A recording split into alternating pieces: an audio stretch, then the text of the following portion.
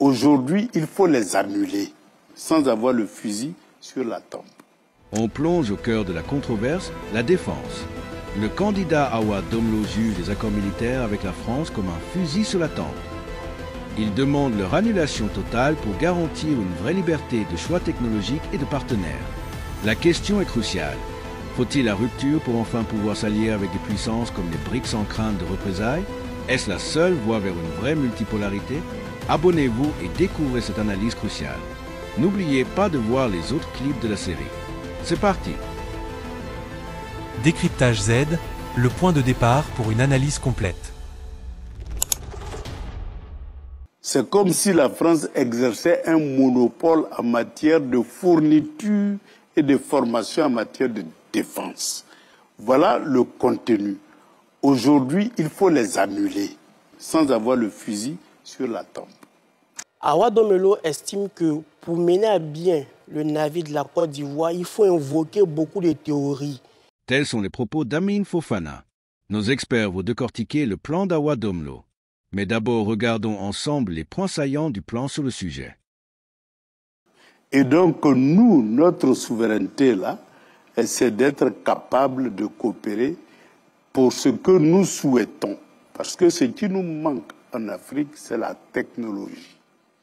Pour transformer nos matières premières en produits finis et pour produire sur place ce que nous avons l'habitude d'importer, tels que les véhicules, les médicaments, notre monnaie. On ne sait même pas fabriquer monnaie. Même pistolet, on ne sait pas fabriquer. Voilà. Ça, c'est fini avec moi. Et donc, pour réaliser cela, pour fabriquer une monnaie, j'irai chercher la meilleure technologie, la moins coûteuse. Si elle se trouve en Chine, je vais prendre là-bas. Si elle se trouve aux États-Unis, je vais prendre là-bas. Si elle se trouve en Russie, je vais prendre en Russie. Si elle se trouve en France, je vais prendre en France. Voilà ce que ça veut dire la souveraineté. Et dans un monde multipolaire, ça nous offre d'énormes possibilités de choix. C'est comme quand tu rentres dans un magasin. On vend des chaussures. Tu choisis ce que tu veux. Tu n'es pas obligé de choisir ce que ton papa porte. Tu peux choisir autre chose que ce que ton papa porte. Et vous pensez que ce n'est pas le cas jusqu'ici? Non, les accords monétaires nous obligeaient à prioriser nos rapports avec la France pour ce qu'on achète et prioriser nos rapports avec la France pour ce qu'on vend. Voilà le contenu des accords de défense plutôt. Et ces accords de défense-là, c'est ce qui a gouverné la Côte d'Ivoire pendant les premières années. C'est-à-dire prioriser nos rapports avec l'ancienne puissance coloniale. C'est écrit noir sur blanc. Je n'invente pas, vous lisez les accords de 61, c'est écrit noir sur blanc. Mais ces accords ont évolué, vous le savez. Ben justement, c'est pour ça qu'il faut les annuler. Parce que tant que vous ne les avez pas annulés, l'esprit de l'accord existe toujours.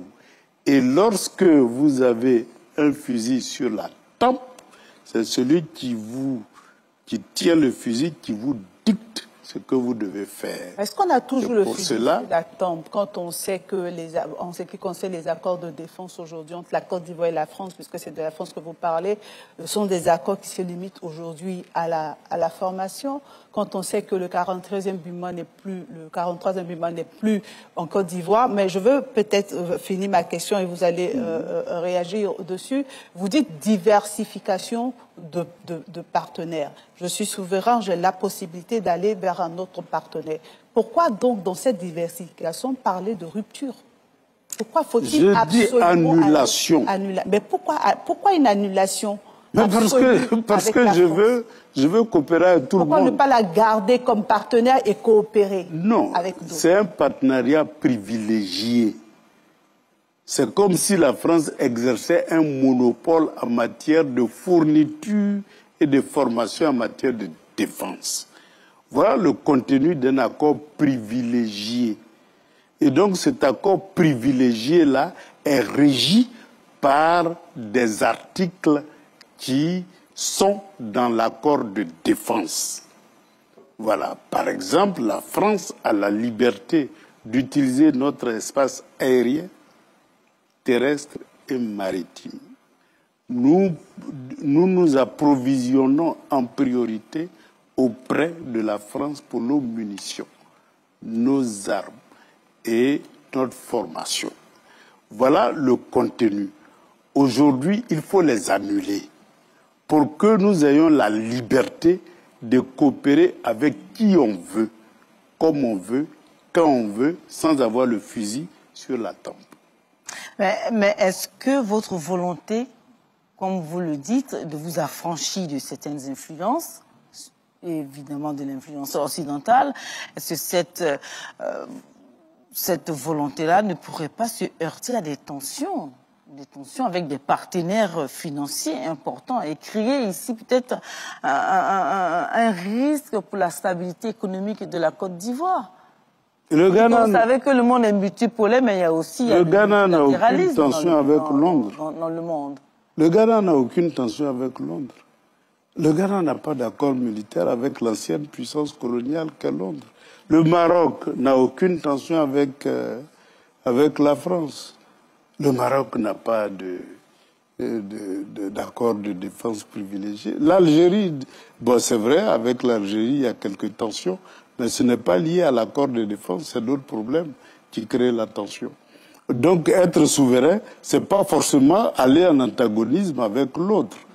Être souverain, c'est de dire que je suis dans la maison de mon père, je suis maintenant suffisamment mûr, mature, je prends mon indépendance. C'est tout ce que ça veut dire. Mais ça ne veut pas dire que vous créez des tensions avec papa, même s'il vous aime tant qu'il n'a pas envie que vous quittez la maison, mais c'est de votre liberté de choisir votre maison et de continuer à coopérer avec votre papa.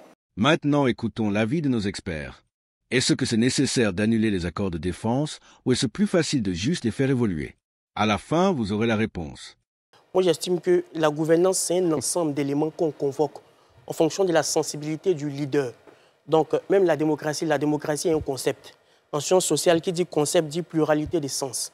Donc, l'uniformisation, c'est une trahison même du principe du concept. Awa Domelo estime que pour mener à bien le navire de la Côte d'Ivoire, il faut invoquer beaucoup de théories. Il faut invoquer panafricanisme, il faut invoquer socialisme, il faut invoquer interventionnisme étatique, etc. Donc le poids du panafricanisme que je sens dans son projet, c'est par exemple lorsqu'il fait la translation entre les zones économiques qu'il veut créer et les zones commerciales. Awa Domelo dit par exemple que les zones économiques qui seront implantées en interne doivent être le reflet des zones commerciales qu'on va créer à l'étranger pour qu'on puisse avoir un marché commun qui est faire la promotion du Made in Côte d'Ivoire et permet de générer des ressources par rapport à un principe de qualité. Je prends un exemple très simple. La Tchéquie aujourd'hui qui devient une marque nationale ivoirienne, si on passe de l'économie technologique, donc industrialiser la Tchéquie, c'est comme on a maintenant un Tchéquie formel en Côte d'Ivoire, donc ça sera représenté dans une zone commerciale. C'est un principe panafricaniste. Donc une gouvernance ne peut pas être que panafricaniste, ou bien que démocratique, ou bien que socialiste, mais on convoque ces différents éléments-là pour pouvoir arriver à un résultat qu'on trouve satisfaisant en fonction de notre réalité. La particularité ici, c'est de tenir un discours scientifiquement valable. Scientifiquement, pour moi, le discours est valable. Mais comment on arrive à l'adapter à la réalité concrète, c'est un peu difficile.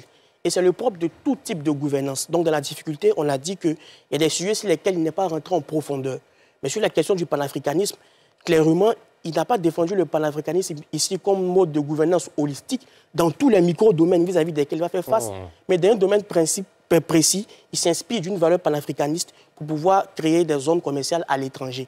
Il a ce bénéfice-là. Parce que clairement, aujourd'hui, la complexité du monde et de nos États fait qu'on ne peut pas être figé dans une théorie pour prétendre gouverner et avoir des performances au XXIe siècle. Donc il faut avancer, il faut réfléchir, il faut proposer. Mohamed Nour Djarassouba, vous êtes de cet avis-là, d'Alamine Fofana, que oui, il faut du panafricanisme, aujourd'hui de plus en plus renforcé dans la gestion de l'État ivoirien. Je pense qu'il faut s'en inspirer, le panafricanisme, dans un cadre économique surtout, parce que vous regardez par exemple, quand Awa Domelo parle de pouvoir justement intensifier les échanges commerciaux intra-africains, moi j'y crois parce que je me dis simplement, c'est que intensifier les échanges entre nous Africains, c'est aussi créer de l'emploi en Afrique. Ça, c'est un premier point. Deuxième point, quand on veut regarder justement les projections, la vision qu'il a concernant donc la zone de libre-échange, la ZLECAf, moi j'y crois aussi parce que simplement, vous regardez quand on voyage dans la sous-région aujourd'hui, quand vous voyez les prix des billets d'avion, tout ça aussi, ça c'est tiré du panafricanisme. Si on a la possibilité justement de pouvoir encourager les échanges de biens et de personnes entre nous en Afrique, justement, on va le ressentir justement sur le pouvoir d'achat et cela va permettre de pouvoir créer a fortiori des emplois sur le continent. Autre point aussi, où je rejoins sans doute Cheikh Oumar, c'est qu'on ne peut pas aussi dire que le panafricanisme est un mode de gouvernance. Il y a aussi parfois derrière une intention aussi de pouvoir séduire un certain public. Donc il faut aussi... Justement, est-ce que ce discours-là, il tient aujourd'hui en Côte d'Ivoire? Parce que c'est pour cela que j'ai dit... moi, je vois ce discours séduire les jeunes dans l'AES. Je vous pose ma question. Je vois ce discours séduire les jeunes dans l'Alliance des États du Sahel. Mais en Côte d'Ivoire, on l'entend très faiblement, en tout cas. C'est pour ça que d'emblée, je vous ai dit, il faut qu'on puisse s'en inspirer, mais de ne pas en faire un modèle de gouvernance, justement. Parce que justement, quand on le dit, on va mettre en place un modèle de gouvernance panafricain. Qu'est-ce que cela veut dire concrètement? Vous voyez? Moi, je pense qu'il faut s'en inspirer dans le sens où, comme je l'ai dit tantôt, c'est d'inciter justement la consommation locale, donc c'est-à-dire consommation intra-africaine. C'est aussi, dans un deuxième temps, justement, d'inciter donc l'échange de biens et de personnes sur le continent africain. Très bien. Cheikh Oumar Doumbia. En fait, c'est la même chose. Regardons. Par exemple, nous dit intensifier la consommation locale. J'ai besoin d'appeler ça panafricanisme réellement? Ça, c'est quelque chose qui se fait naturellement. C'est pour ça que je dis qu'il faut s'en inspirer.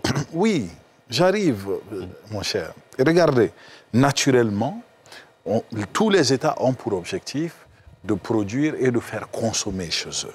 Ça n'appartient pas à un concept particulier. Naturellement, dire que oui, bon, nos pays voisins, nous devons pouvoir commercer en toute quiétude, en toute tranquillité, ça ne s'appelle pas... Donc, mettre des choses... Parce que c'est pourquoi quand on dit panafricanisme à chaque fois, on y met des choses qui sont déjà faites, qui existent déjà, ou des choses qui sont quelque part dans... Oui, mais peut-être faut-il nommer, puisque jusque-là, ce n'est pas nommé, Cheikh Oumar Doumbia. Mais c'est ce que je dis en vrai. Là où le problème se pose, c'est que ceux-mêmes qui se revendiquent de cette idée n'arrivent pas à nous dire avec exactitude comment ils veulent l'exploiter. Donc, ils ont pris un ensemble de concepts, comme le disait Alamine, ils ont évoqué 30 choses différentes, ils mettent tout ça, et ils disent que bon, c'est à la sauce panafricaine, et comme c'est à la sauce panafricaine, ça fera le bonheur de l'Afrique. Pourquoi est-ce que ce discours ne s'entend pas ici? En Côte d'Ivoire, précisément. Oui. La Côte d'Ivoire, de 2011 à aujourd'hui, c'est un budget autour de 3 000 milliards qui s'en va vers 17 000 milliards en 2026. Ses voisins, c'est tous autour de 3 000 milliards.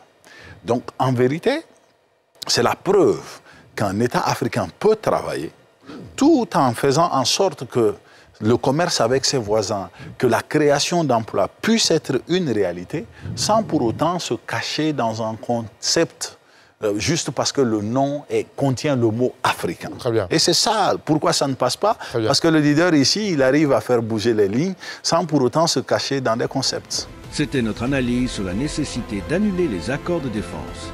Domlo propose de s'inspirer du Ghana ou du Maroc pour prouver que la souveraineté n'est pas synonyme de tension.